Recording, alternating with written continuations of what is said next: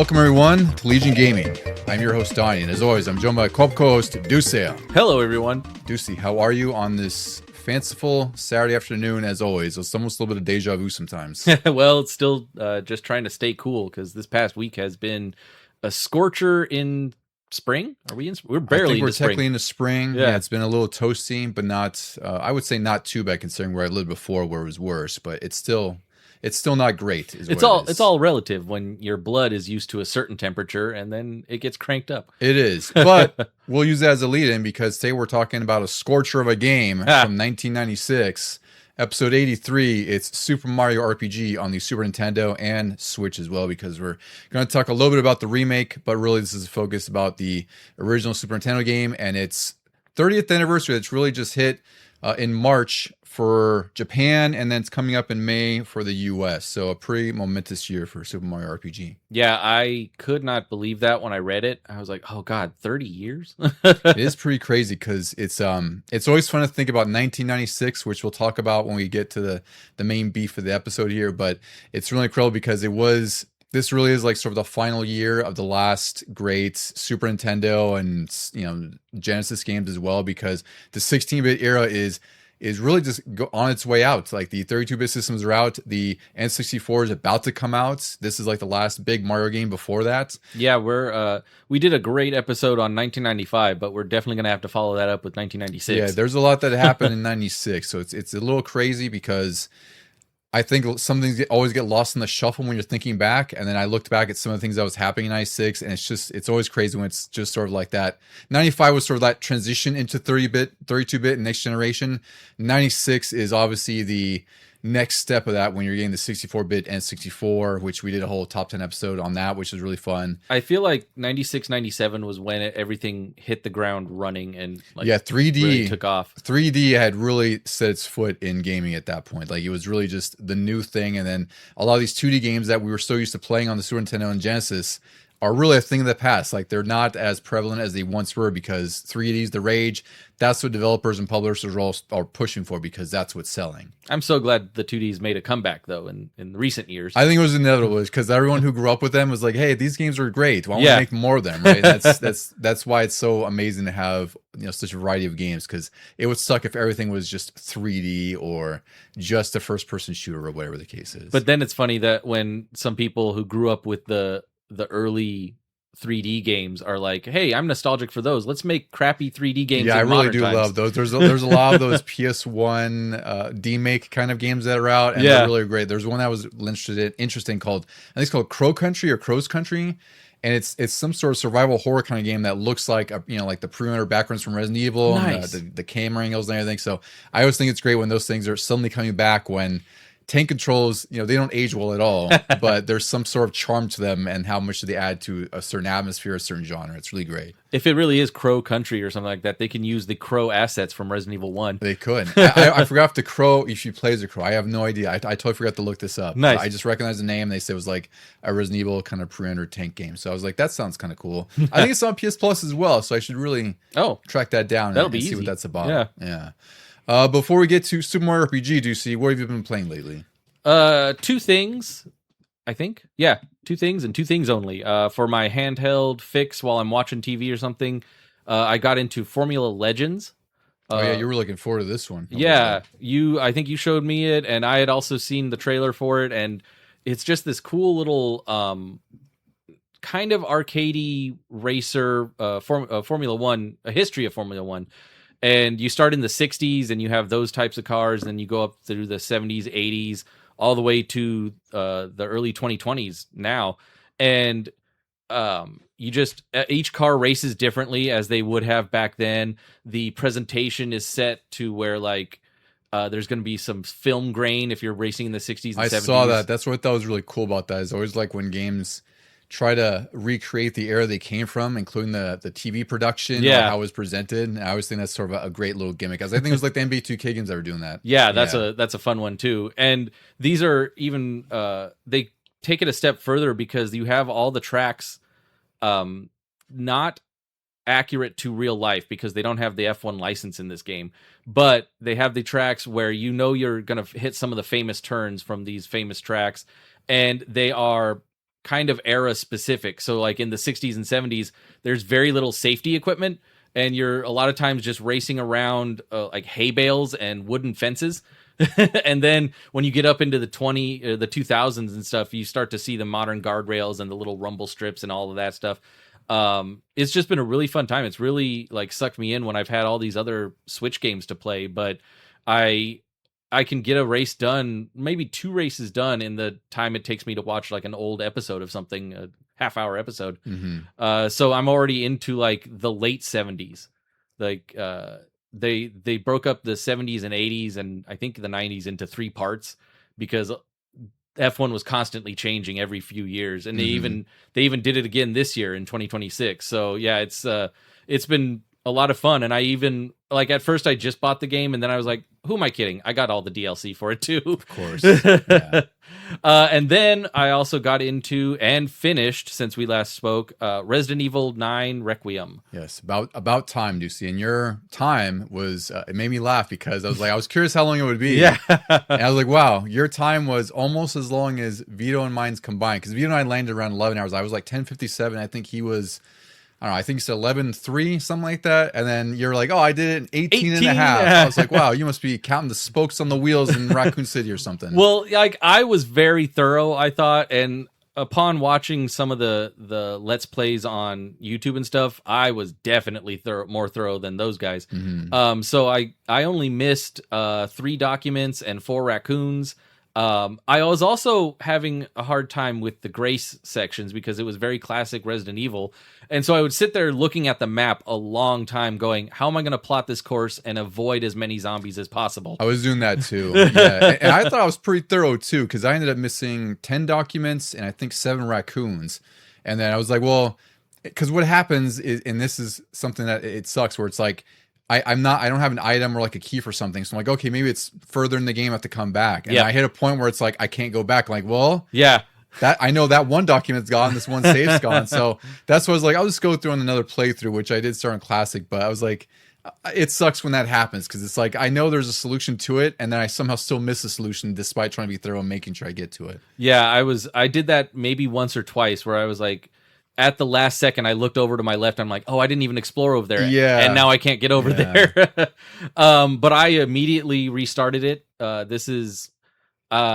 did the same thing with the Resident Evil 4 remake, but this game was so good that I was like, I have to start again. And this time I bumped it up to standard, and I'm going through it a lot quicker. Yeah, because you know where everything is. Plus, this game, like we kind of joked about it, but it is sort of a Metroidvania in some sense, which is kind of how the original games were too, especially Grace's sections, where you might have 3 items to collect, and then you kind of have to go back and forth. But it works so well because now I was really familiar with the maps by the end of it. It's like I knew kind of where to go without really looking at it, and like you would do is like I would plot my where I'm going to go, and I know where enemies are and try to avoid them, right, if I need to. So it worked really, really well. I think they did an amazing job with this. Yeah, I'm putting this up probably around number 2 on my top 10 list. Yeah, it's really, really good. Really good. I still hold Resident Evil 2 in the highest regard, because also this is very much a sequel to that one. Yeah, and that's also why I love it so much, is because I didn't want to spoil a lot for you, obviously. I purposely obviously said not much, except for I showed you the cool Easter egg of the Street Fighter Alpha and Saturn thing I found, which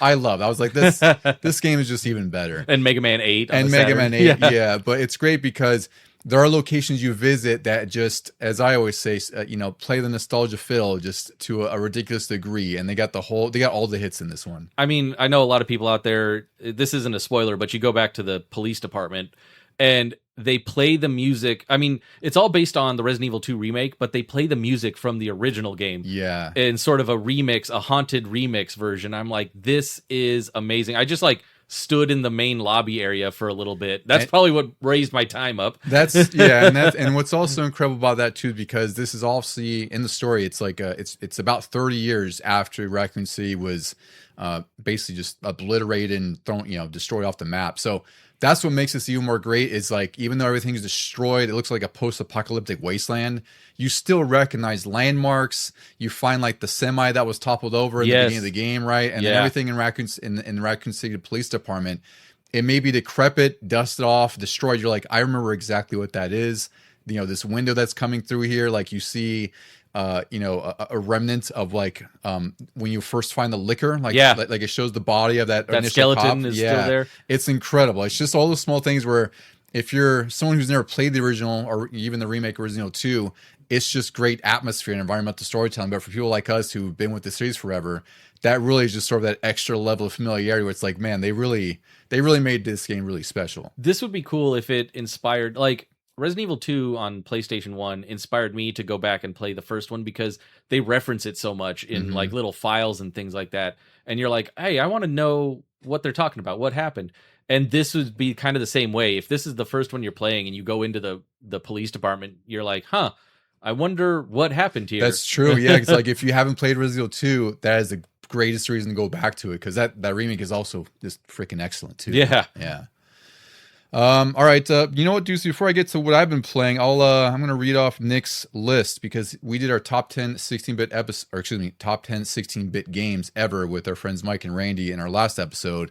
And Nick sent in a list that I totally forgot to read at the top, even though I made a note of it. But I'll get to his list before I get to what I've been playing. So, he put it in before our episode, and we. Yeah, well, he put it in. He sent it to me right after, but I meant to read this off like at the beginning of this one, right? Yeah. But I was thinking about Scorchers and whatever else. So, Nick, thank you for sending your list. He has this in no particular order. I think there's like 10 here or something like that. Yeah. So the first one, DKC Trilogy. I think it's fair that I think it's fair that he didn't exactly call out one specific one like we did, which is DKC 1. But the Donkey Kong Country Trilogy, just stellar Super Nintendo games. Chrono Trigger, Earthbound, Sonic 2, Contra Hardcore on the Genesis. Another fun one here, Quackshot. That was a good addition to his list. Yeah, I've recently found out how fun that one is. It's a great one. Yeah. Mega Man X, Final Fantasy 4 and 6 on Super Nintendo, Super Castlevania, and Mario All-Stars. So a very good list overall, I would say. I almost thought to put Mario All-Stars, but I had a lot of Mario games on my list. Yeah, you did. Well, we all kind of did anyway. Like that's kind of like why we got into gaming to begin with. But yeah, it makes sense. But like Mario All-Stars is kind of cheating because Mario 3 was my number one NES, and it's right there again. Yeah, and even better. Yeah. So Nick, thank you once again for sending your list. Thank you. It's always fun seeing your list come through because your tastes are somewhat similar to ours, but it's fun because you get to do cheating things like add the whole DKC trilogy on there. It was a good mix of Genesis and Super. Like that's true. Yeah, it is a good mix of the two. Yeah, and you also had a few that I had on my list as well. Yeah. All right, so for I've been playing, let's see. I think it was the last episode, you talked about Under the Island, that game that was heavily inspired by Zelda. I finished that. I was a little surprised at how short it was, and I don't mean it was like super short. I think the clock said I was like 7.5 hours in, which isn't bad. It's pretty.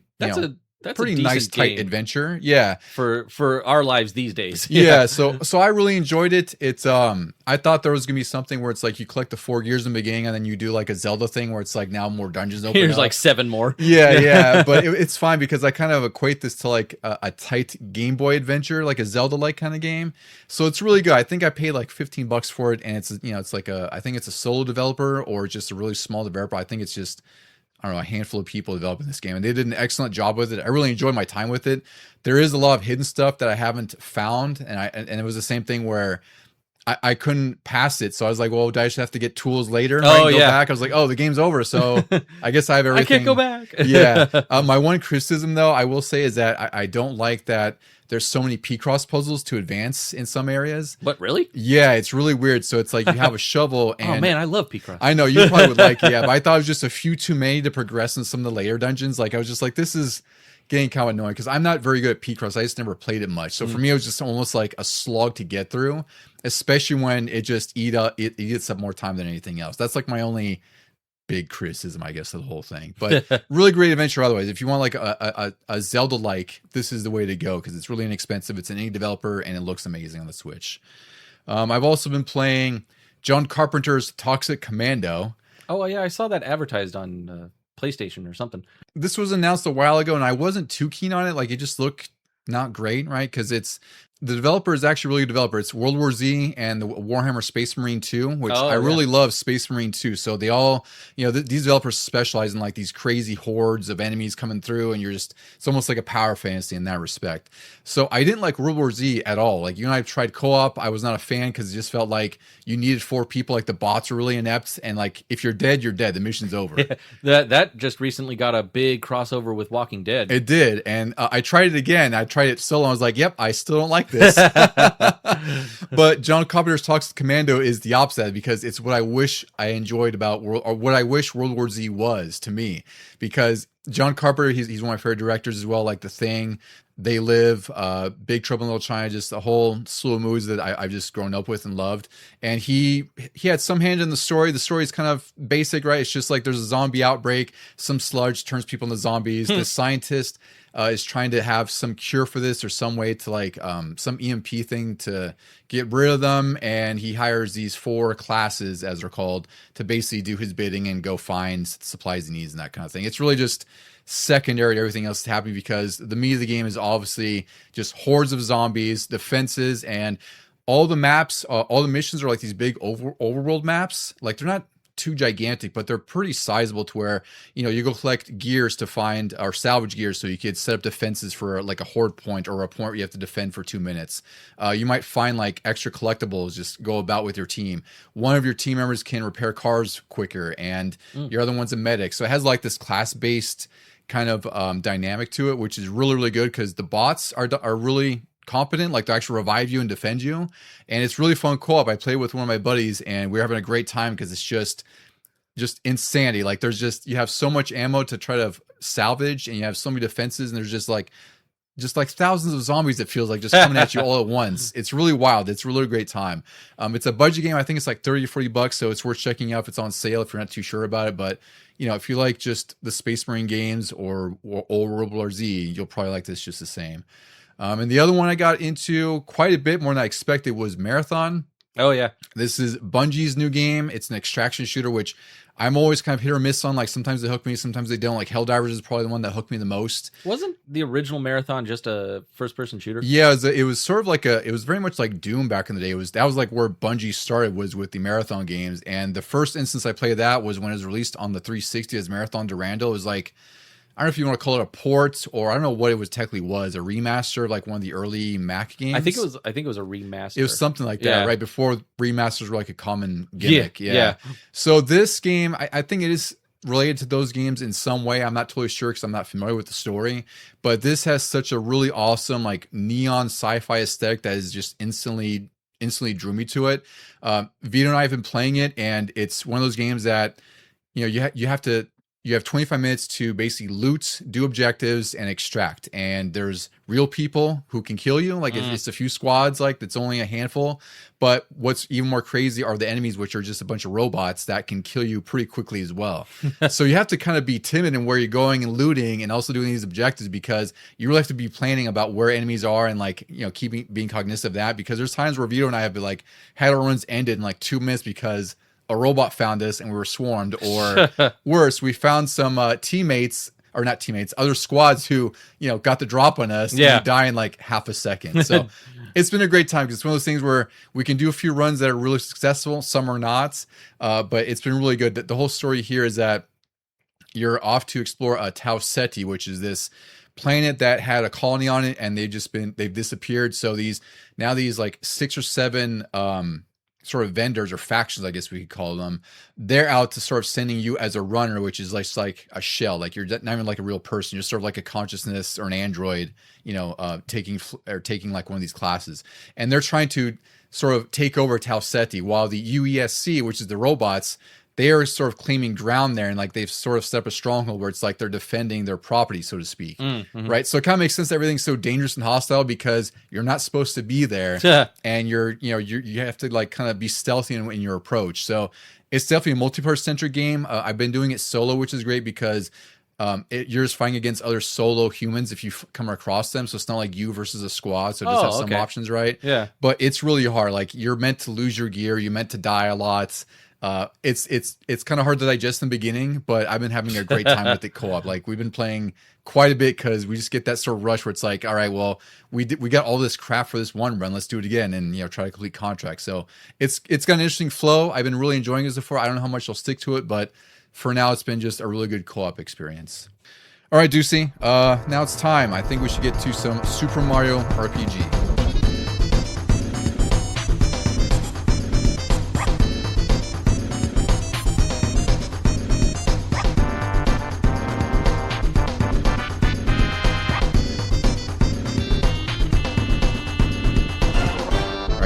We're here. We're talking about one of our favorite Super Nintendo games that you got first, well before I did, and that's actually how I discovered it, was Super Mario RPG. Yeah, I actually remembered this. I was thinking about it the other day. I think I got this as sort of a gift for finishing the school year with like really high grades and everything, because it came out in May. That makes sense. I believe I rented it first, and I didn't need much more than the rental period to know that, I definitely want this. Because I know later that year was when I got like probably DKC 3 for Christmas. So. Yeah.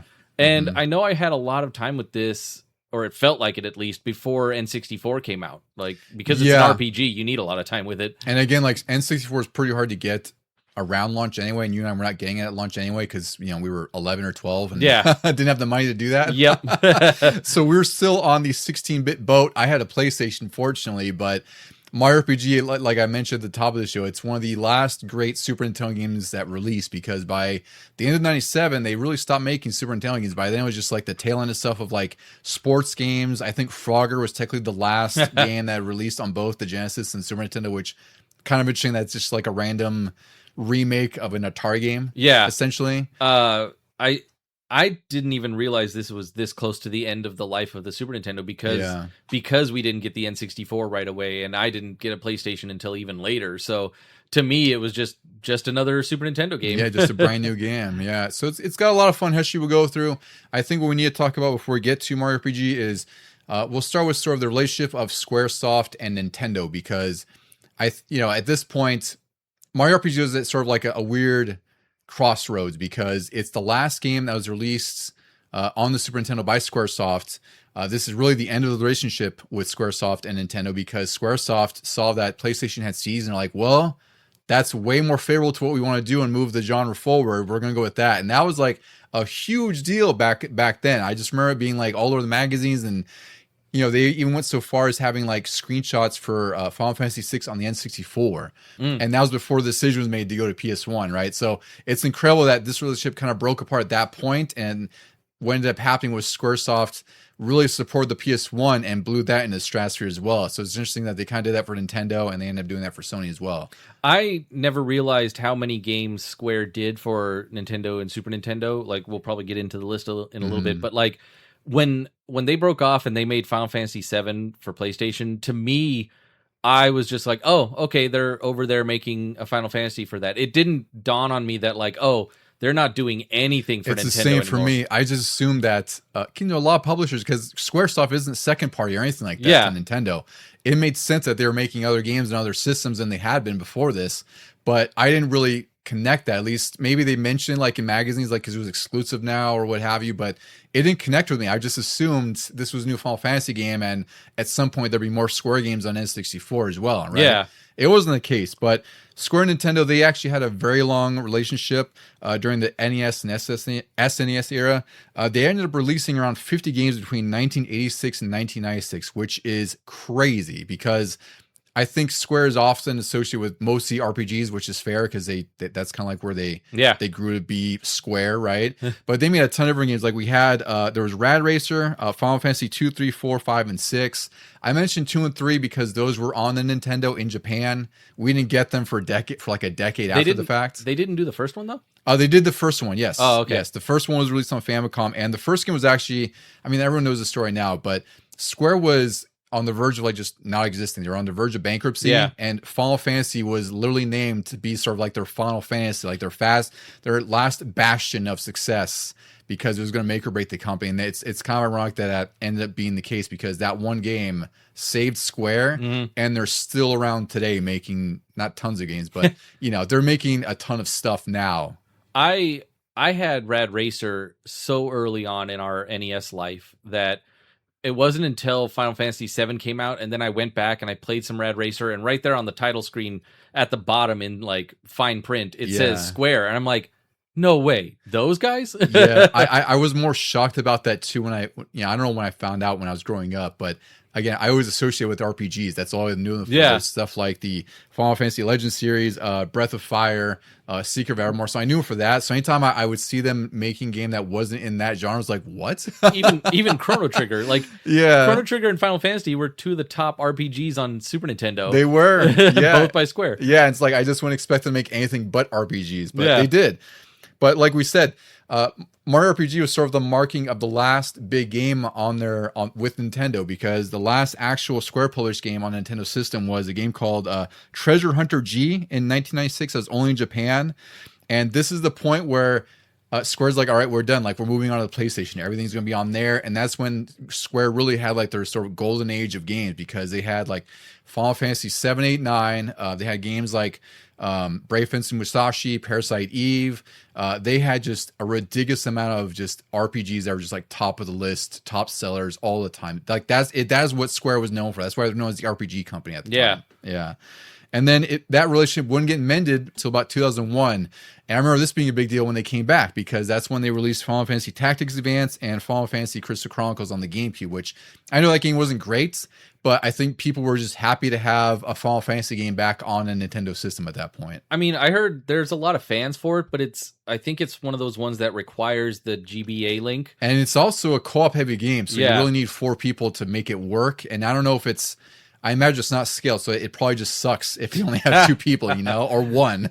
But again, like when it came to back to GameCube and Game Boy Advance, those Final Fantasy games, I was like, yeah, this makes sense. It still did not dawn on me that there was this big rift between Nintendo and Square. I was just like, well, naturally, nobody really wanted to make games for the N64, and a lot of their games probably wouldn't have worked on there. But when Game Boy Advance came out and was basically a portable Super Nintendo, the natural progression would be to bring all of their old classics back to Game Boy. Yeah, and that's what happened. That's what made the Game Boy even more amazing. Is the same instance, right? It's like you got ports of Final Fantasy 4, 5, and 6. 5 had only been previously released on the PS1. That was the first time we got in the US on one of the, I think it was Anthology or Chronicles. I forgot which one it was. One of those Anthology, right? Yeah.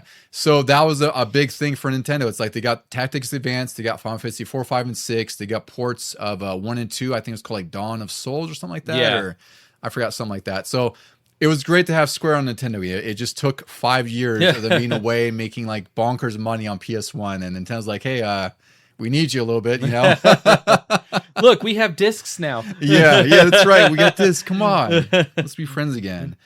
And then I just want to talk about a little bit about 1996 and where the Super Nintendo was and the Genesis, because, like I mentioned before, this was really the second year that the 32-bit systems were around. Like, this is when the PS1 and Saturn were sort of coming to their own. Like, the Saturn was still struggling a bit, but it existed nonetheless, and it still had some games that were coming out that were doing really well. PS1 was definitely on fire, and then, like I mentioned, the N64 was releasing in September in the US. So Mario RPG was May 96, and then 2 months later, you have 2 generations later, right? In that instance, from 16-bit to 64-bit. And you also have, by then, Super Mario 64 and all the games that came out there. Some of the other SNES games that came out this year were Mega Man X3, Kirby Superstar, Donkey Kong Country 3, and then one of my favorites and one of the more impressive ports, Street Fighter Alpha 2 on the Super Nintendo. I always forget that was a Super Nintendo. Yeah, because it's also a late release. Yeah. And really, if you have a PS1, there's really not any reason to buy this. Like, I still would like to own it. But if you had a Super Nintendo and not a 32-bit system, that's a great way to play Street Fighter Alpha 2. It's really, it's a compromised port, but it's amazing. It even runs. It looks really good too. On the Genesis side, there was Vector Man 2, Sonic 3D Blast, and Virtua Fighter 2. Those are some of the big games. Now, not much competition. Not much. There wasn't a whole lot. Well, there was other stuff, but those are like the big notable ones that were sort of like first party-esque, or the Noble series that were on there. So it still had stuff, but they were definitely focused on the Saturn because this is winding down. And that port of Virtua Fighter 2, same instance where maybe it's impressive to have on their Genesis, but it's not very good. Yeah. And it's definitely a compromised port because you're going from 3D to like 2D sprites that kind of look 3D and aren't, right? It's not the best experience, but again, if you don't have a Saturn, which many of us didn't because it was like $400 plus, you can have Virtua Fighter 2 on the Genesis if you want to. So at this point, like I said, 16-bit games are winding down. This is really the final year of like the big games because 97 is really just going to have a whole lot else. I should have looked at what was coming out, but I imagine it's just there's not a whole lot. 97 was like the year of the N64 and PS1. Yeah, like I said, I remember getting Donkey Kong Country 3 for Christmas of that year, and that would be about a few months before I finally got my N64 because I got that after Mario Kart released. But I think Donkey Kong and Mario RPG are probably the last two that I remember getting. Like I remember renting Kirby Superstar and Mega Man X3 and really liking those games, but I didn't bother asking for them. I wanted those other two big ones and I got them. And then when the N64 came out, that's when, even though I told myself, hey, I really love these Super Nintendo games, that's when I really started focusing more on N64. Yeah, and those games were on the N64 were just as expensive, so it's like it made sense like we shifted what we were asking for to the new system we just got. Yeah. So development of Super Mario 64 started in 1994. I really got going in the mid-1995, and it was finally revealed at the V-Jump Festival in Japan in 1995. So the concept came about when Square and Nintendo were in a meeting, and I guess someone was spurring a conversation of making an RPG with Mario, and that's kind of how the conversation started. And Shigeru Miyamoto was involved. He was the producer on this game. The directors are Yoshihiko Maekawa, and he's still involved with the Mario and Luigi series. So after Mario RPG was sort of his jumping off point, and by that I mean with Mario RPG games, because he had been with Square before in different roles, working on games like he wrote Mystic Quest, Mystic Quest, excuse me. He worked on Parasite Eve and Final Fantasy VI, so he definitely has a pretty good pedigree and good history with them. The co-director was Chihiro Fujioka. He was the one who wrote Mystic Quest, which you and I are big defenders of that game because I feel like Mario RPG, when we talk more about this, is that this is really kind of like the beginner RPG that I think Mystic Quest was trying to be in a sense, right? Yeah, it's just this is the way you get more people interested in a genre, and they did a great job with it. The combo of these two, Mystic Quest and Mario RPG, is what got me into main RPGs. Yeah, right. Which is, I mean, coming from the same guy, that makes a lot of sense. Like, I think Mario RPG, did he go on to... he also did the Mario and Luigi series. So he continued with the series. He worked on like Final Fantasy Legend 3, and he worked even as recently as Mario and Luigi Brothership, which is like the newest one in the series. So it's incredible that these two worked on Mario RPG, and then again for like the last 30 years, they've been working in different capacities with each other on more RPG games with Mario and Luigi. It's really great. They all have really clever writing. Like there's a lot of humor in the Mario and Luigi series. Mario RPG is very self-referential. And yeah, it was a kind of a breath of fresh air because sometimes some of the Final Fantasies can get kind of heavy.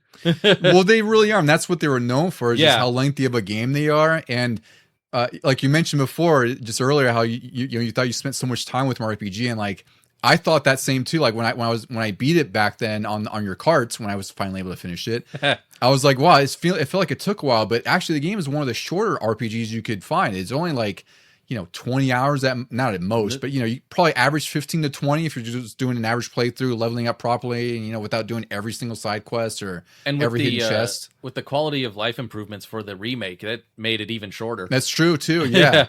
But I think again, like that's why I was like, this kind of makes sense that he wrote Mystic Quest, and the intent here with Square's like they wanted to make an RPG that had a wider appeal outside Japan, because Japan they love RPGs, obviously, right? Like Dragon Quest is like a national holiday, practically.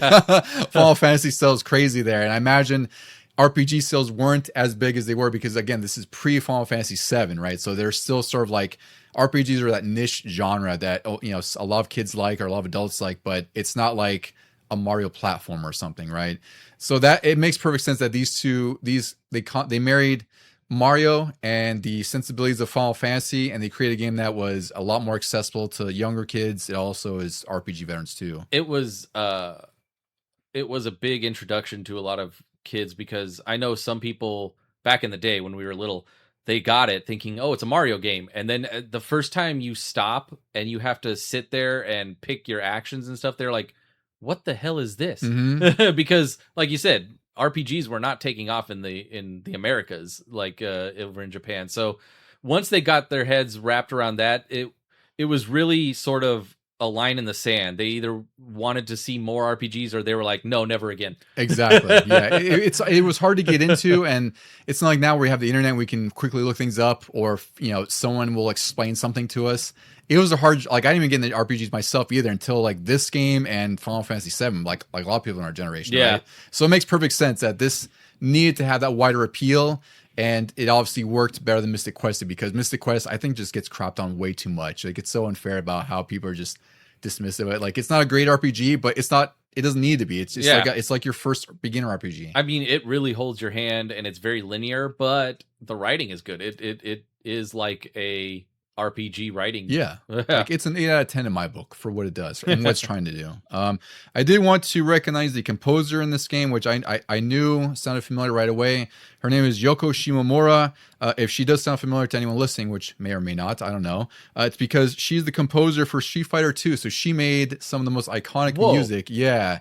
So she worked on this game. She rearranged a lot of Koji Kondo's Mario Brothers music, right? And that's one of my favorite things about this game when we talk about it is the music, the sound effects that they've sort of transmorgified into an RPG sense, right? Versus what we're used to. But she was the composer, and if you know her, she did Street Fighter 2, Breath of Fire, Final Fight, Kingdom Hearts. She's still doing some Mario and Luigi games.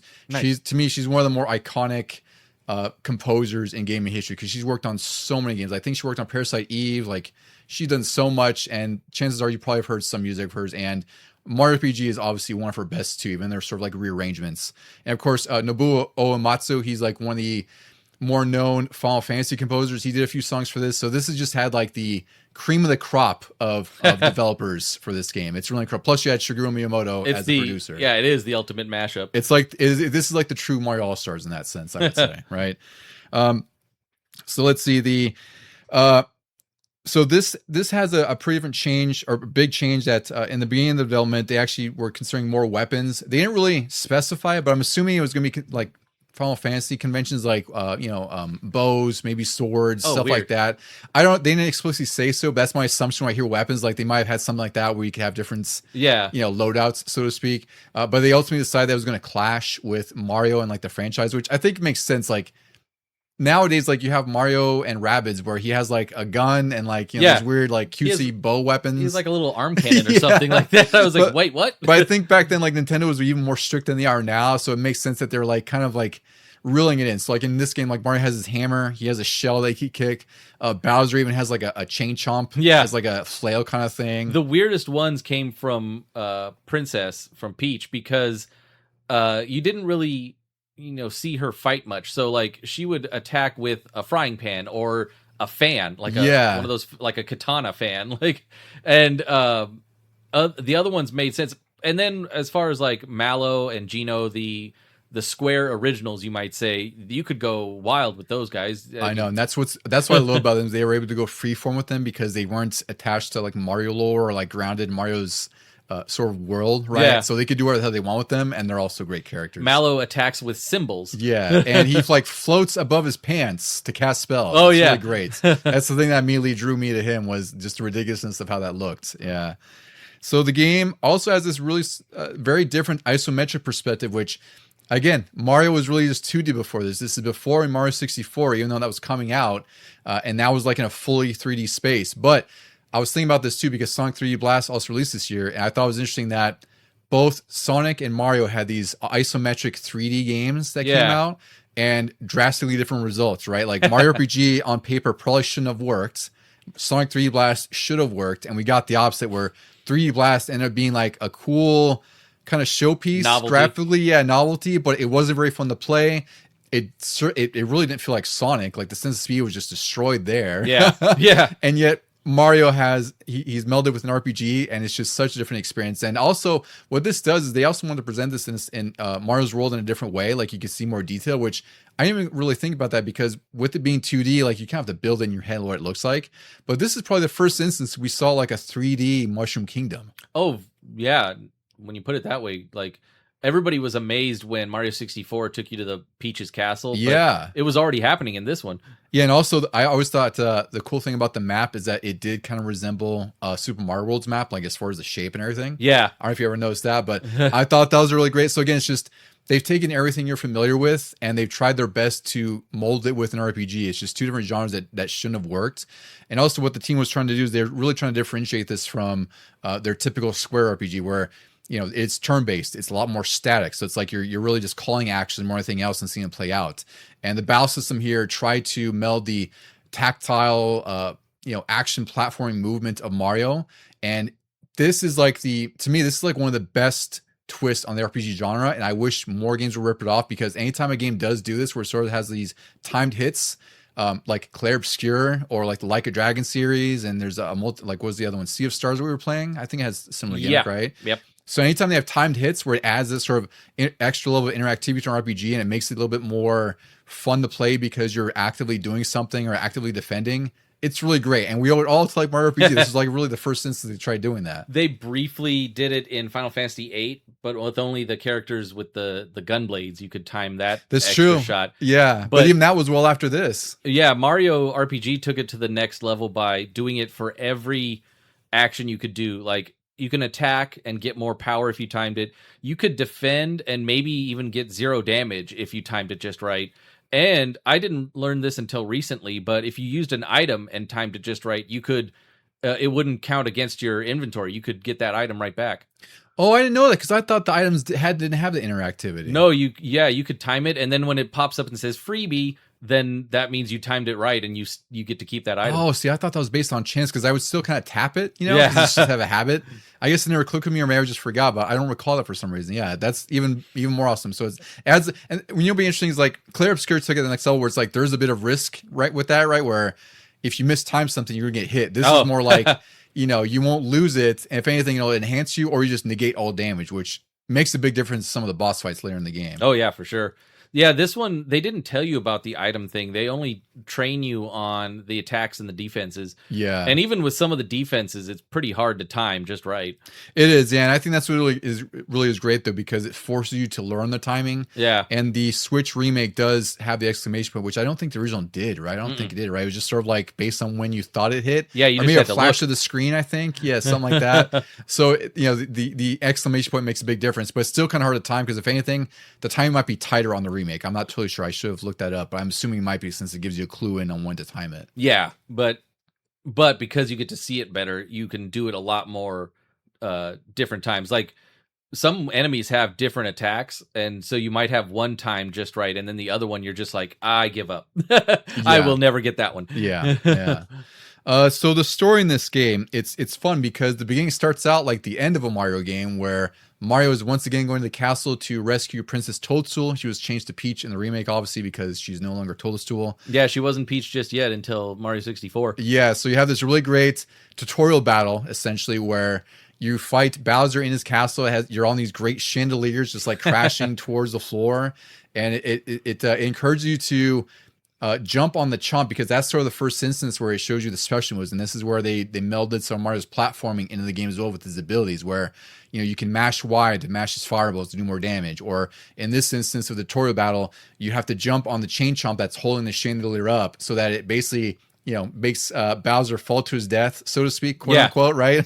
This was a good introduction into you don't always have to focus on the enemy. You can try to see a good point. if you attack something else in the area. Yeah, it's a good point. Saying like, don't focus on the big baddie in front of you. See what else might be near you that might be advantageous to you. And yeah, that's a good point. Like, that's a great way to kind of tutorialize it without being explicit, because this is not the era of tutorials now where everything is explained to you in like different text boxes and videos. Now this is just like putting you through the fire, and you have to learn the first time. Otherwise, you're gonna have a hard time, which I did have sometimes. So Getting back to the story, Mario's trying to rescue her. Eventually, you do defeat Bowser, sort of, and you rescue Peach because she's like being hung up by like a rope, which is crazy. Like she's being kidnapped right in real time. And then you fall down, and then in the middle of this, a giant sword comes crashing through Star Road, which is above the Bowser's castle. It shatters these 6 star pieces around the world, and this giant sword pierces Star Road and crashes into Bowser's castle. And his name is Exor, I believe it is, right? And that's kind of where the game begins, because at that point you're now Mario's like blown back. He's thrown to like somewhere near Toad. I forgot where it is. Basically back to his house. Back to his house. Yeah, he's dropped down to reality there. And then from there, you start the game and collect these 7 pieces to eventually defeat Smithy, he has like a laboratory factory making his army that's invading Mushroom Kingdom. And the twist in this game is that, again, like Final Fantasy, you have a party you can get, and then you meet throughout your adventure. Like we talked about Geno and Mallow. You eventually recruit Bowser, which is one of the more insane things, like insane twists, where it's like Bowser's like Sonic's mortal enemy, right? Think, like it's so crazy. Excuse me, Mario. I think this is the first time you got to play as Bowser in any game. I think it. I mean, other than Mario Kart, but yeah. Well, as far as like a traditional Mario thing, because Mario Kart's different because like it's a racing silly thing. It's like a novelty, but this is a weird instance where it's Mario's adventure, but you got your worst enemy at your side, and he's really badass to play as too. Like his abilities are really, really great. It's also written really well. Bowser he's trying to gather his own forces, the Koopa Troopas, the Goombas, and everything, and trying to get his own castle back because he's been ousted by Smithy. And then as you progress through the game, he's losing more and more of his followers. Yeah, until he's just like, okay, Mario, I'll make you part of my gang. Yeah, his reputation has just been destroyed because they look at him as a lesser Bowser because he's overthrown from his own castle. Which again goes to the writing. Like this game has really silly expressions. I think is really charming. Where Mario doesn't talk. He's like Lincoln here. He doesn't even say his trademark stuff from Super Mario 64.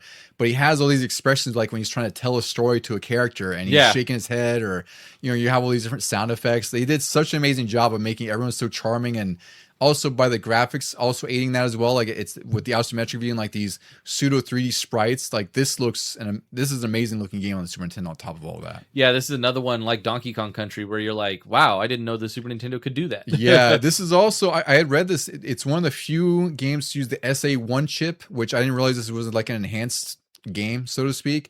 But it's some chip that was only used in a handful of games. It's like a couple of PGA games and a few other ones. It's I saw you list that. One of them was like Bassmasters. Yeah, I was like, why does that need that? I'm not sure because the chip affords you a higher clock speed. It has more RAM.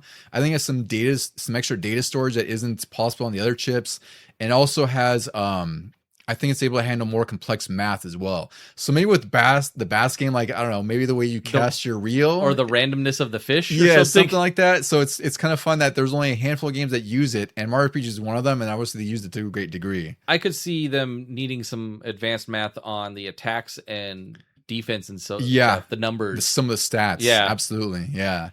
So we'll get into reviews, then we'll get into the bits and pieces of the game that we really like. So as for reviews, I have Nintendo Power. This was issue 84, May 1996. This was a really fun issue because they had a really cool guide. And they also had the Mario RPG trading cards, which I'm sure you probably remember because I had them. I was going to say, you had them? Did you ever take them out of the... Oh, yeah. Did you? Yeah, that's what I figured. I can't remember... Yeah, I might still have them over at my parents' house. They're probably buried somewhere, I would assume. Yeah. So for their review, graphics got a 4. These are out of 5, I should say.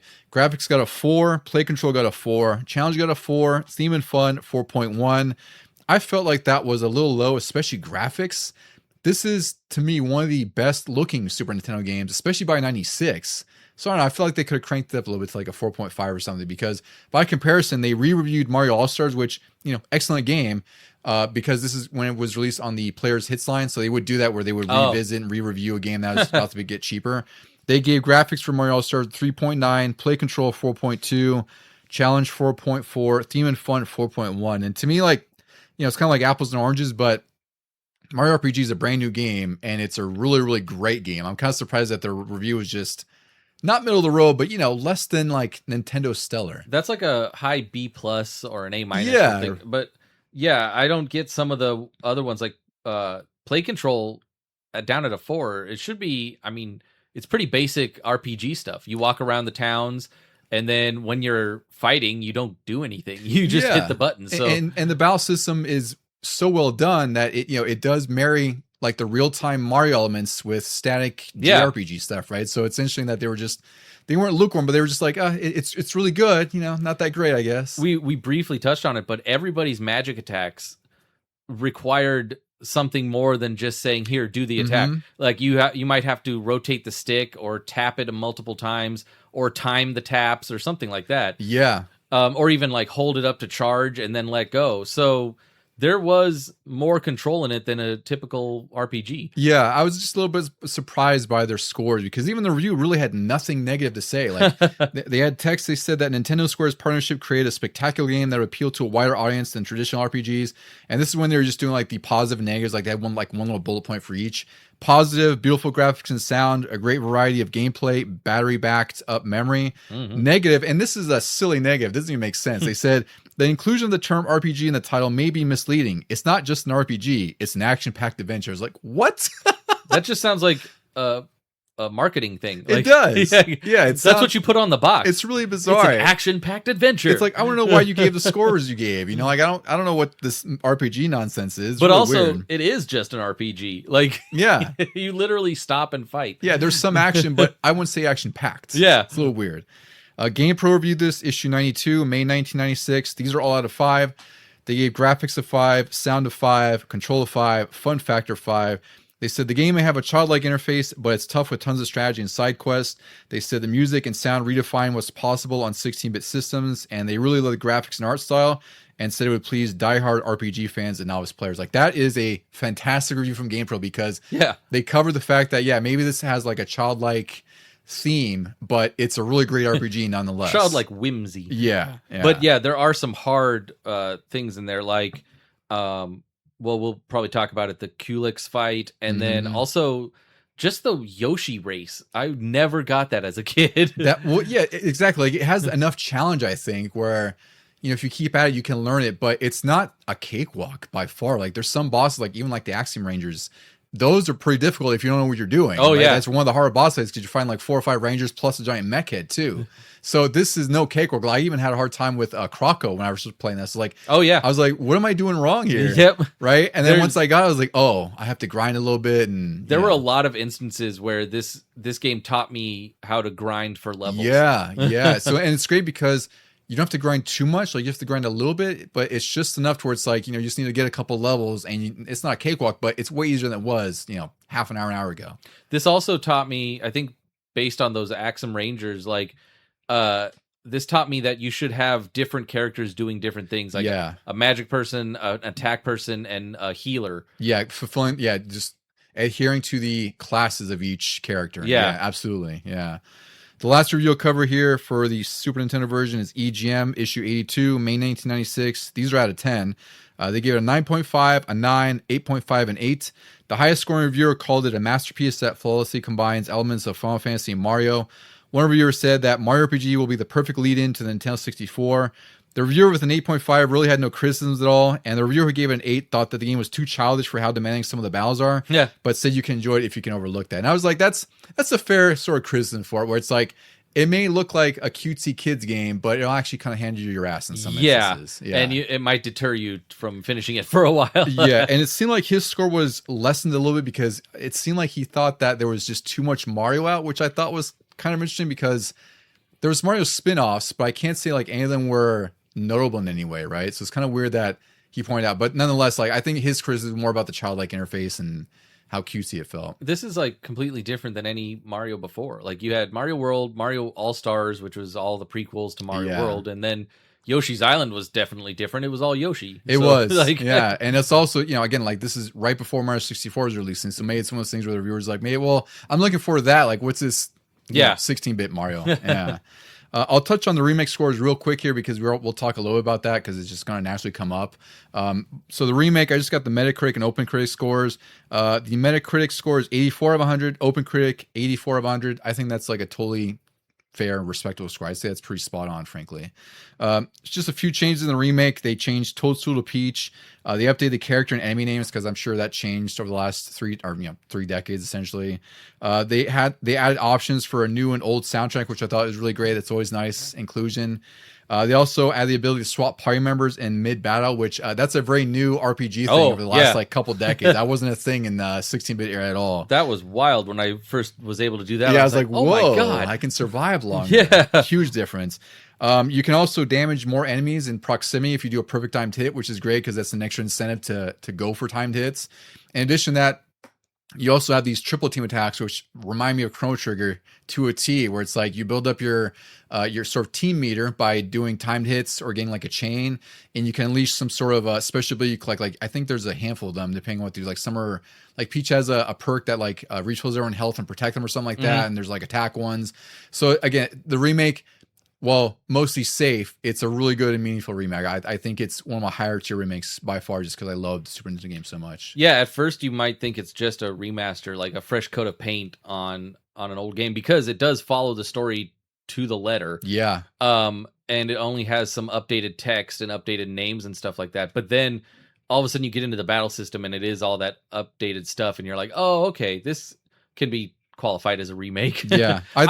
I never understood, though, on the Super Nintendo version, why you see a ton of Mario enemies, like classic enemies from Mario 1, 3, maybe even 2, like Birdo's in there, but they didn't have the names. Like, could Square not use the licensed I don't know, names because or that's something? an interesting point, because I didn't even think about that either. I don't know why they wouldn't be able to use them before, or maybe it's like a translation thing, but I don't know. I should look that up. Because you had Mario, Bowser, and Princess Toadstool, and then maybe the Paratroopas or something, or the Koopa Troopas and the Goombas, but a lot of the other enemies, like the Bonefish, were, I don't know, something completely different. And you could see DK chained up on these barrels, right. And he definitely wasn't Donkey Kong or anything like that, or any type of Kong. It's almost like that we don't want to get sued names, even though they're working directly with the people who would sue them. Yeah, it's really weird. Yeah.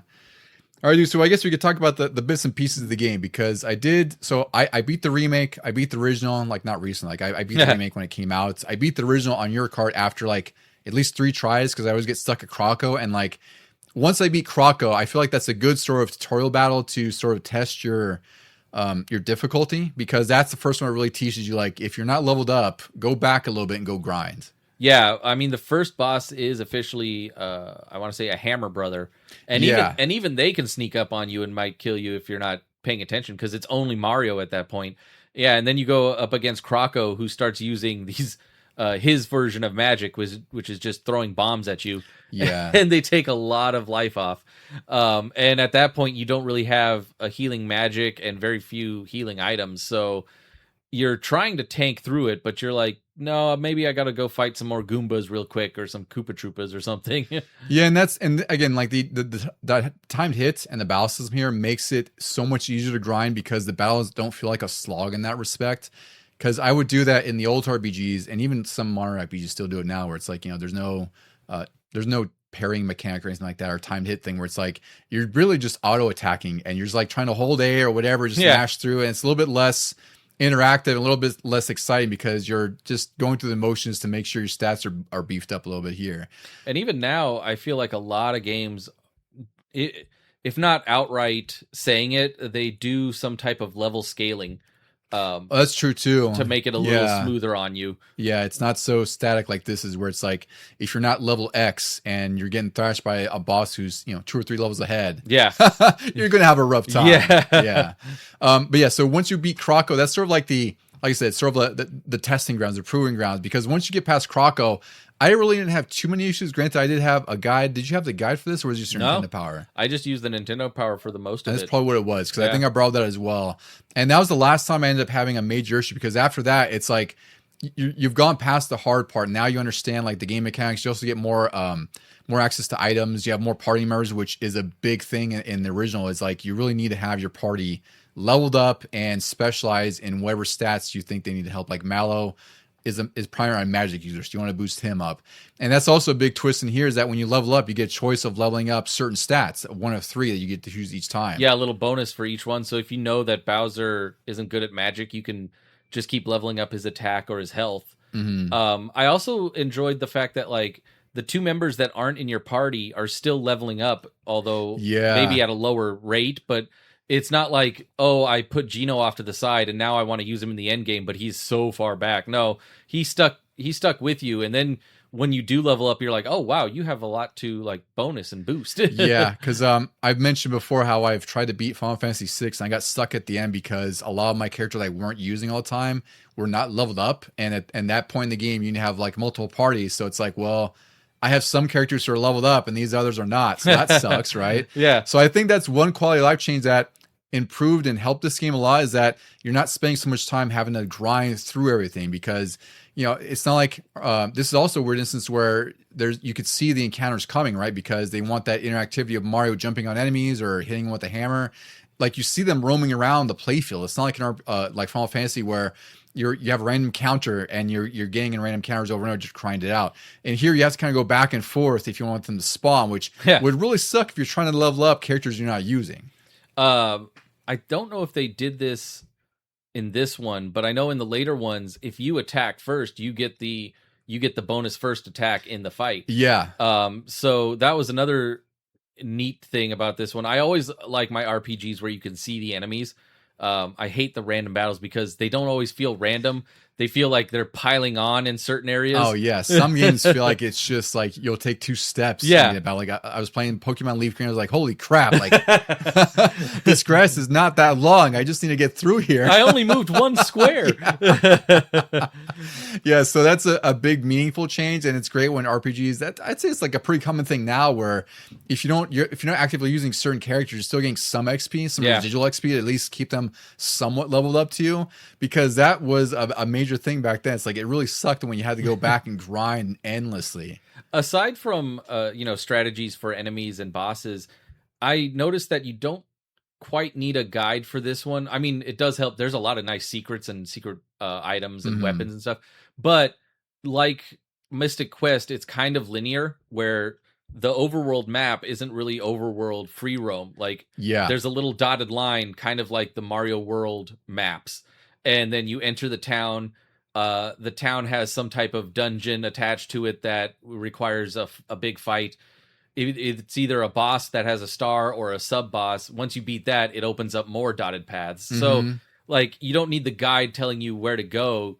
You just might need the guide to say, hey, don't miss this cool thing that seems very obscure, but you're going to want it later. Yeah, that's why I think it's such a great starter RPG, because it keeps you on rails, but it's not like just hand holding the whole time. It's really just saying you're going back and forth. You might have to backtrack in some instances, but you have a lot of options to go grind if you need to, or level up, or go back and collect items or do side quests, which there's a handful in here. Like I said, this is a pretty tight RPG, and like I'd say the perfect length, frankly. Like I would love for it to be longer, but that's why the Mario and Luigi games exist, right? Yeah. Like Brothership is surprisingly long. Yeah, right. So it's like you have those now, but I think Mario RPG for the time, for where it was in 96 and on the Super Nintendo, I think it's like a perfect RPG to get started on, because again, it's only like 20 hours or so. It's pretty digestible by RPG standards, when everything back then was like 60, 80, wherever the case was, right? And again, that's kind of what separates the hardcore RPG fans from people just getting into it. It's like how much of a learning curve is there? Like how many systems do I have to manage? And on top of that, like how long of a game, how much time am I investing in this? And if you're playing like an action platformer, or like you're more used to shooters, something like that, like it's really hard to go to a turn-based RPG that's just kind of like open, not telling you where to go. That's why I had such a hard time getting into them back then. It's like I was just like confused. I was like, I'm not used to these kind of games at all. Yeah. No, like I said, this is what taught me about it. I was like, this, I don't know, it made it more approachable than even Final Fantasy Mystic Quest. I think it's because of the characters, the things that it taught me, and also like the leveling up. Your health and your XP were manageable numbers in your head. Like, you're only getting this amount of XP. In some Final Fantasies recently, it's like, here's 1,000 XP. For what? Yeah. I beat a little boss. Yeah, like, while you refill 5,000 HP with my mega potion or something like that. Yeah.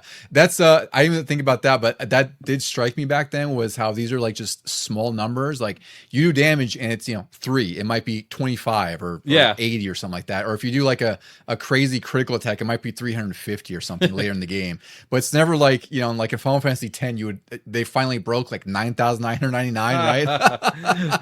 And then in Paper Mario, kind of the direct RPG follow up to this, they make it even more to where like you hit something for 2, and you're excited about that. You're like, oh, thank God it wasn't 1. Yeah. I held the hammer up long enough to get to eke that extra hit point out. Yeah.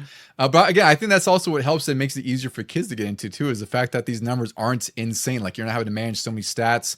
Everything's very plainly stated. Like, there's not.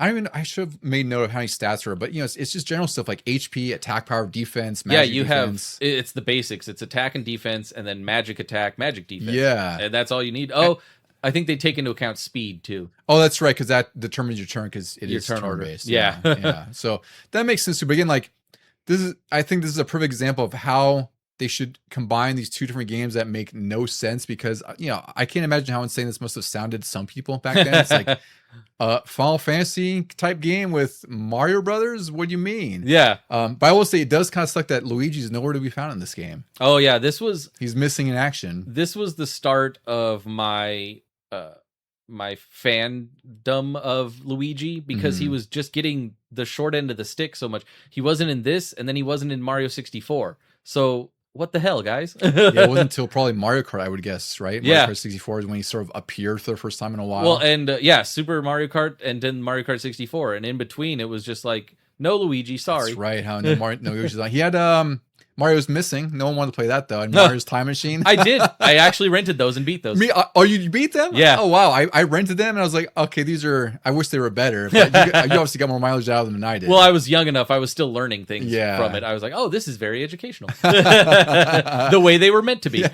You're like, this is why I love Luigi. Yeah. Why can't they make more of them in there? Yeah, that's pretty funny. I didn't realize this was part of the besmirching of Luigi era. Yep. Yeah.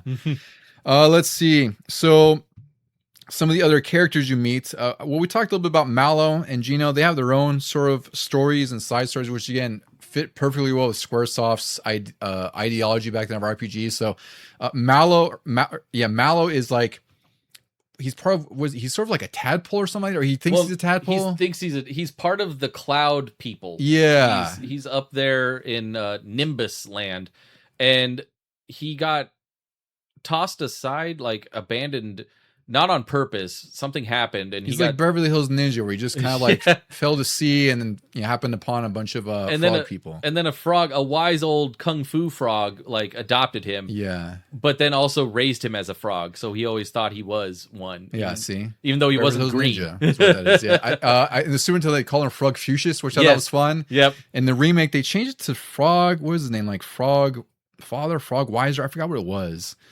But it's weird. I actually like Frog Fuchsius. Maybe they thought it was like oddly offensive to call him Frog Fuchsius or something. Did people forget who Confucius was? I don't know. They were confused. I don't know. It doesn't make sense. And then Gino, he's like one of the weird characters. He's a doll or like a marionette kind of character. Mm-hmm. And his mission is to confront Smithy and repair Star Row, which is kind of the same thing Mario's doing essentially, because he has to rescue Princess Peach, which he eventually gets, and he has to stop Smithy from unleashing his army on the Mushroom Kingdom. Yeah, Gino is just like a star spirit from Star Road. Yeah. And then he had to take over some type of body.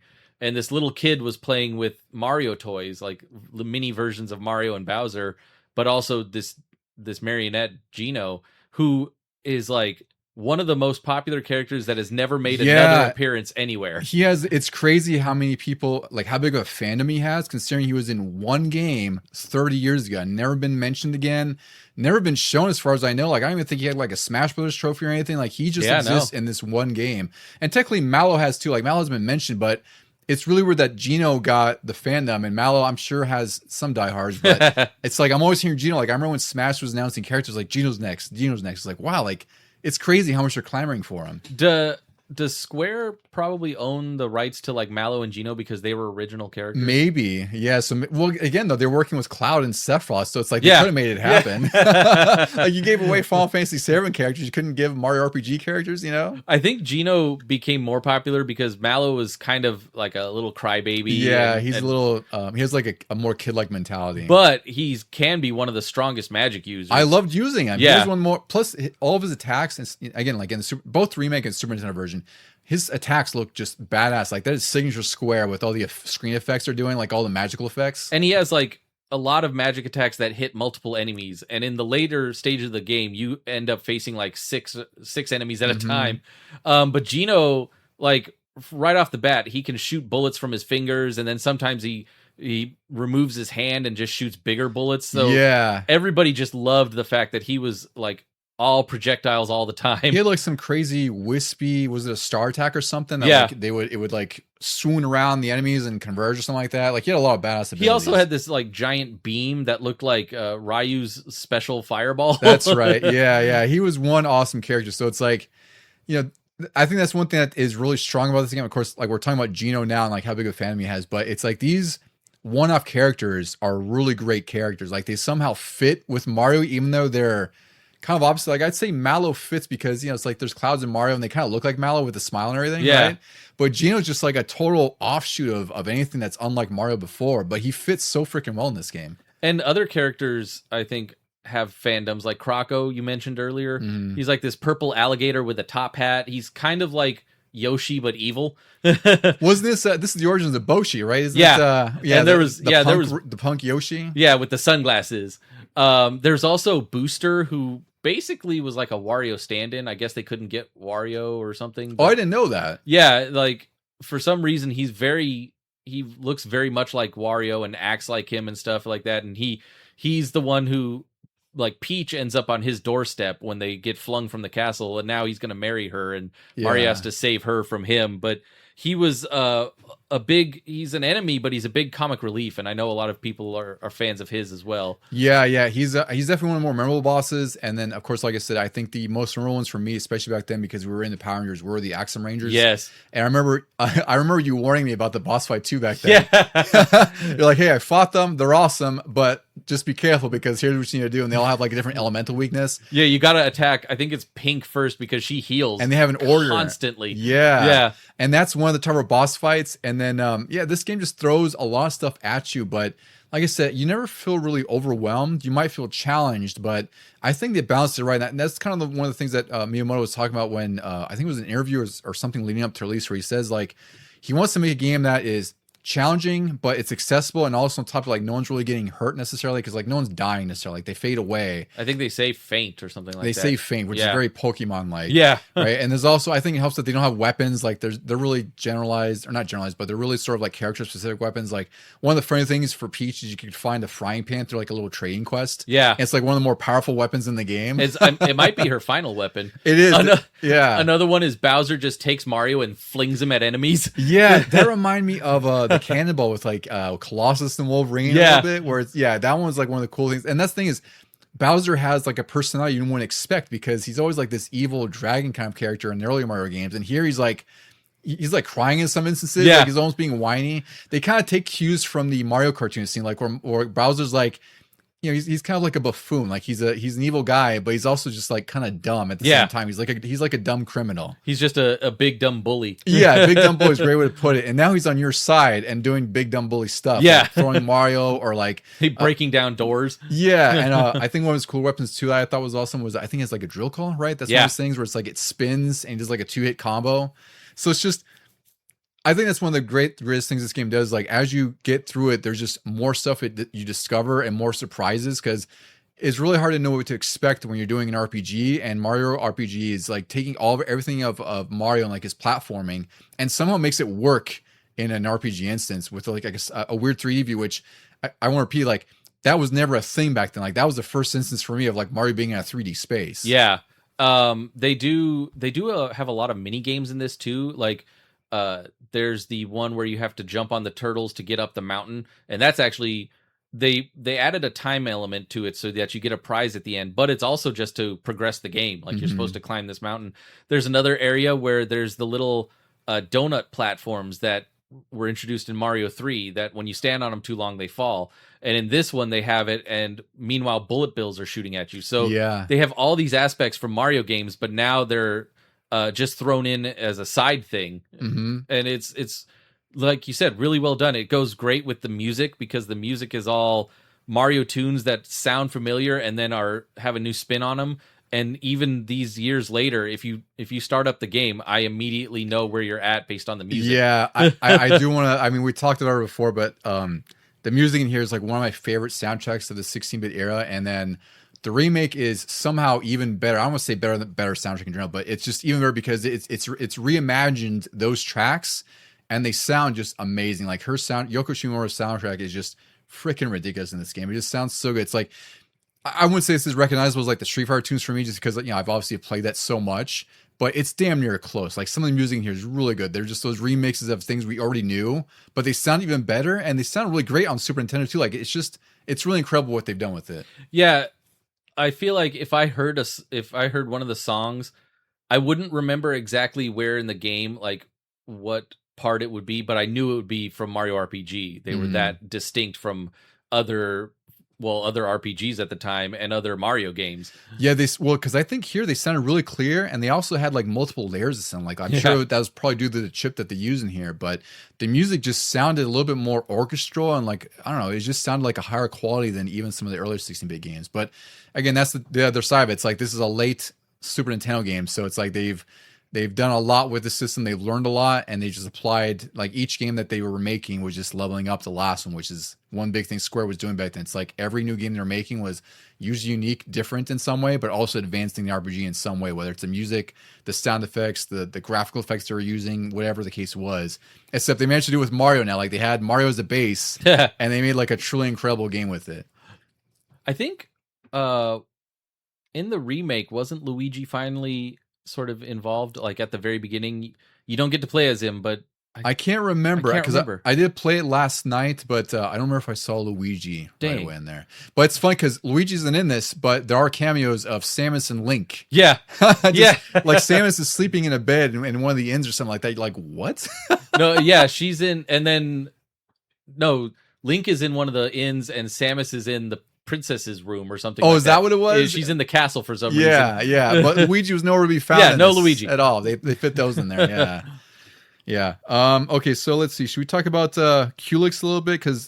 Yeah. So I don't have much experience with Culex. Because we'll talk about this and we'll get into the remake before we wrap up and all good stuff.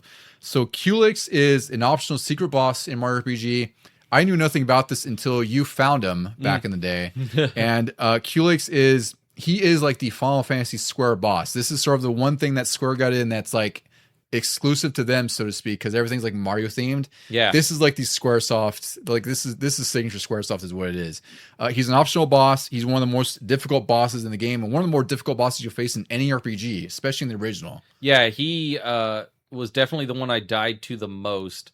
And like you said, he's only optional, but he gives you a cool little item to wear for one of the characters. And I did end up beating him before I beat the game, because in the remake he's like a post-game thing. Yes. But in the original game, you could do it at any time. You just had to be very well leveled, and that took a lot of grinding for that one. It did, because you need to get the shiny stone, which is found in Moleville, which I think it's a little bit later in the game. It's like probably at the halfway point, somewhere around there.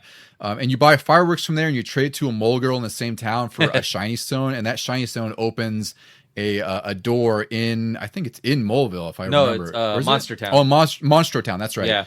And then when you do fight him, he has 12,396 HP, because a lot of that's combined because it's Culex himself, but he also have these elemental crystals around him. I remember watching some of this fight, or I think it was one of the attempts of the fight at your house once, because it's a long fight. Like Smithy, by comparison, has around 4,000 HP, so he's got 3 times the HP. So you can imagine just on that, like how much of a different boss fight this is. Like this is a Final Fantasy boss fight through and through. Yeah, he's got a banger of a song because it's like a Final Fantasy boss song, and then he has the stereotypical 4 crystals of the elements that are in a lot of the early Final Fantasy games. So like The blue one is definitely going to hit you with water and snow attacks and ice attacks.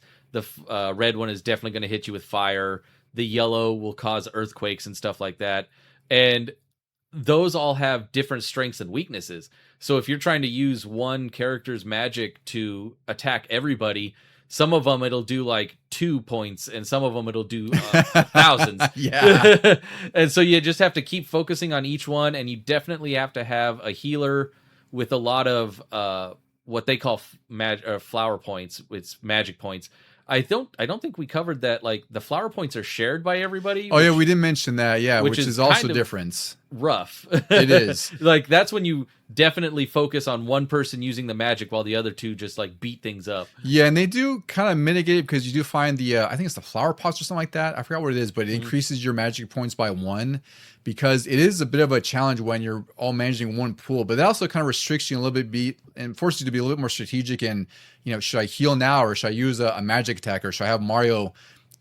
Dare I try to do the multi-jump thing? Because that's also one thing we didn't mention too is Mario has a multi-jump, which you can bop over and over and over, and speedrunners use it. And it's really crazy because the more consecutive hits you get, the tighter the timing is. I think, I forgot, what was it like I forgot what the record is. It's something insane, but I think there's some bonus for doing it 100 times, I think. There's a challenge in the game that I think gets you an item, and I can't remember. It's like, I don't know if it's 100. It seems like it's 100 because I saw there's a record after you beat it. Yeah, I had 7. My record was 17 in a row out of 100. So I know at around the 12 mark is when the timing changes. Yeah. So it might throw you off, and that's where a lot of people lose it.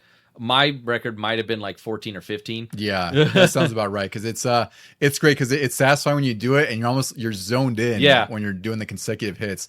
I don't know how much that would help with Culex. But, I'm sure that's something in your tool set. If you're really good at it, it probably does help a lot.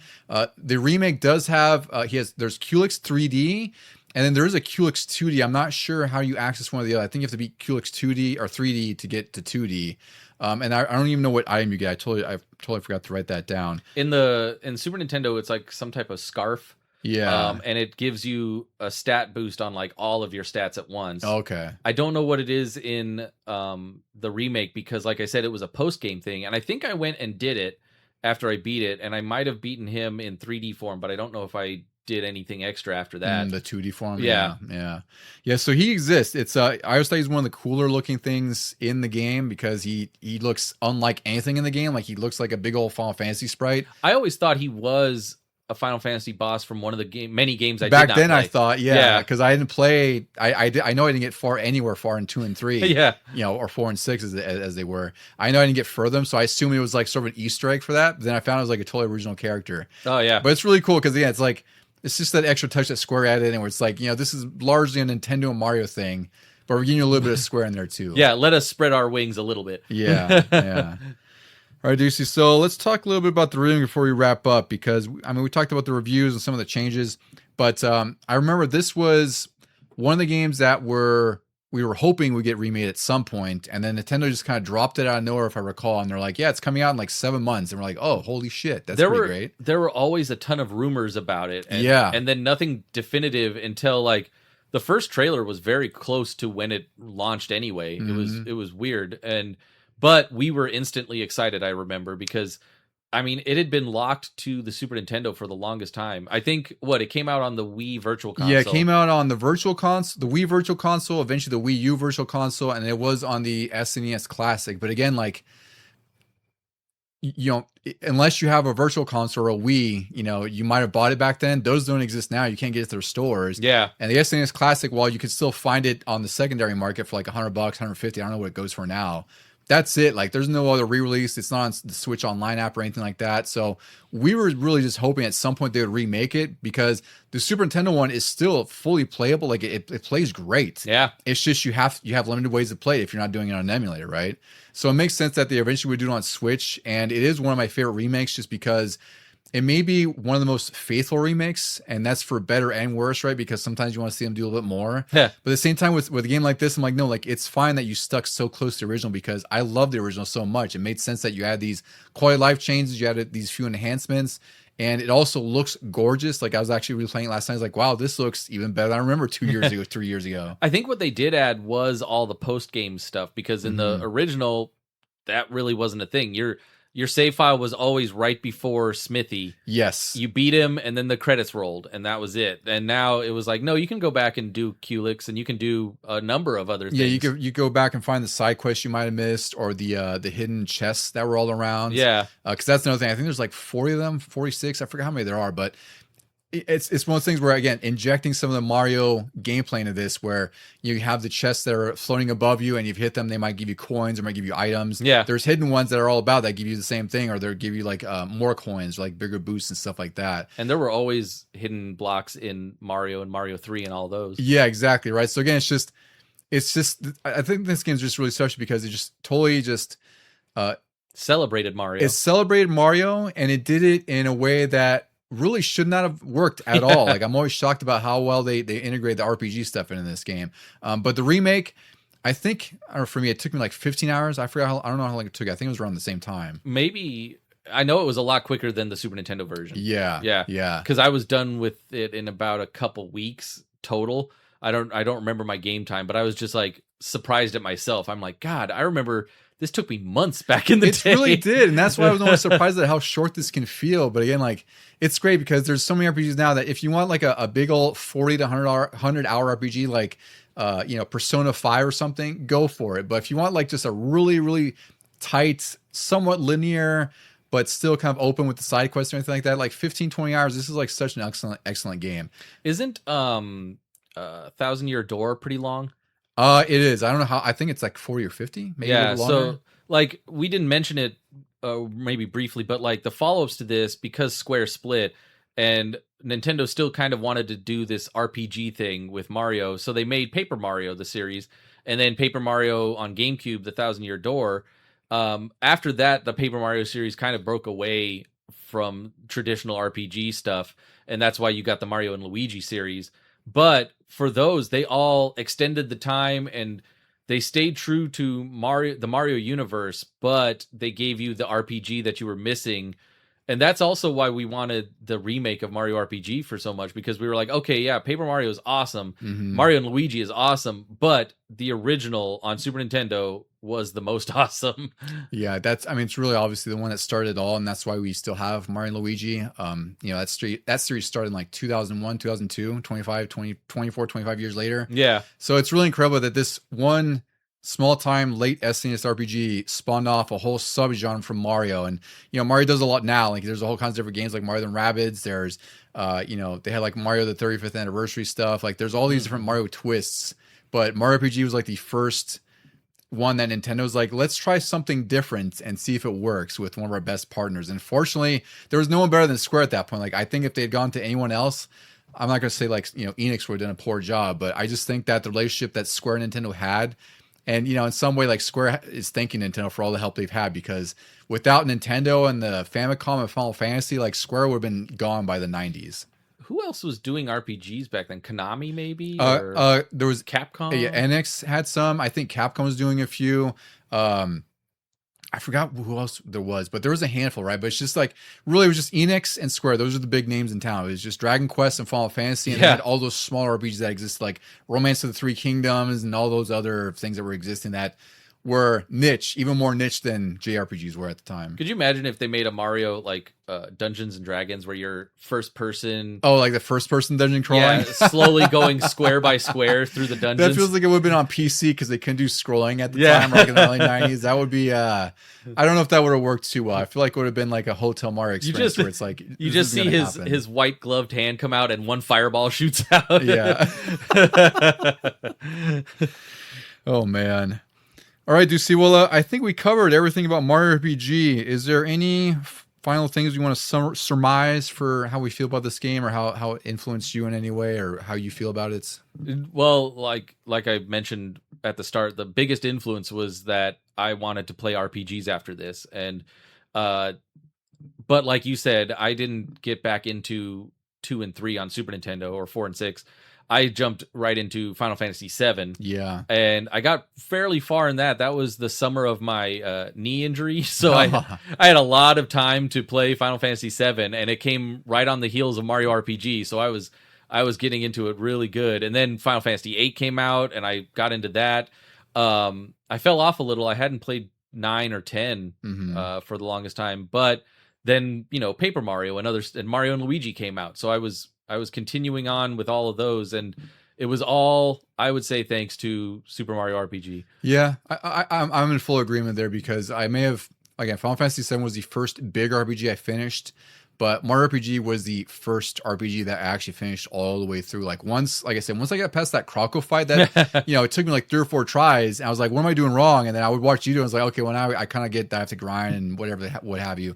But once I got past that hard point, it was something I was totally hooked to the entire time because, again, like I was always playing platformers or fighting games, so I needed something that was a little bit more focused. a little bit more focused. And it's really, its influence to me is still today because I put Like a Dragon Infinite Wealth as one of my top games last year for good reason, because it very much has a similar battle system to RPG. Like everything's so interactive. There's timed hits, there's mashing for certain things, and that is by far one of my favorite things about any RPG. And the same with Clair Obscur 33, right? It's the same idea where they've ramped it up to 11. Like now there's parrying, there's jumps, it's an action game mixed with an RPG, and to me, it feels like what Mario RPG was trying to do back then. Like it's just as successful, but it did its own thing at this point. I think even Mario and Luigi is starting to introduce not quite parrying, but like if a enemy comes to attack you, you can maybe jump, and if you time it right, you either dodge it completely and don't get any hit points, or you can land on it and hit it. Oh, that's freaking cool. And yeah. then it is kind of a parry because now you've injured it on its way back. It's an instant counterattack. Yeah. Yeah, that's really cool. Yeah. So again, so it's just this weird experiment, as I'll call it, because I don't know if they thought it would have worked. Like I know that they were probably confident once it was finished, like, yeah, this is a great game.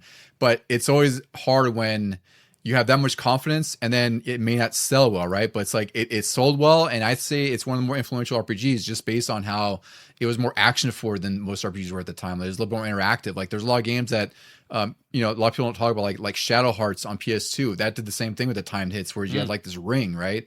Lost Odyssey, you remember that with the ring system, right? So a lot of games took influence from RPG, and it's just this weird experimentation that ended up influencing a lot more things than I think people give credit for. Haven't they done that with some of the remakes of RPGs? Like, well, I know Final Fantasy VII is completely different. It's not a turn-based anymore. But, yeah, that's more real. That's like even more real time than Mario RPG. Yeah. But I feel like maybe with some of the Dragon Quest or something, they've changed it up a little to just inject a little life into it. There's probably some. Yeah, I like the Dragon Quest games I play, like 11 and 7. Granted, those are like 7's a remake, so it doesn't really count. But 11, I don't remember if it had any kind of like timed elements on there. I'm not sure. But again, like it's a common thing that like that a lot of games don't. Like we mentioned Sea of Stars earlier, like that's a newer RPG by an indie developer that is influenced by an RPG with the timed hits and timed attacks and magic attacks and everything else, right? So yeah, you can always trust indie developers to take the best of things. Exactly. That influence them. It's like I want to make a game that is just as awesome as one that I loved back then. Yeah. All right, friends. Well, if you have any bits and pieces about Super Mario RPG, or just want to talk to us about any other games, or episode ideas, anything else, you can reach out to us by email at LegionGamingPod@gmail.com, and you can also find us on Instagram at LegionGamingPodcast. Deucy, any final words for our friends who are going back to the Mushroom Kingdom? Press start to continue.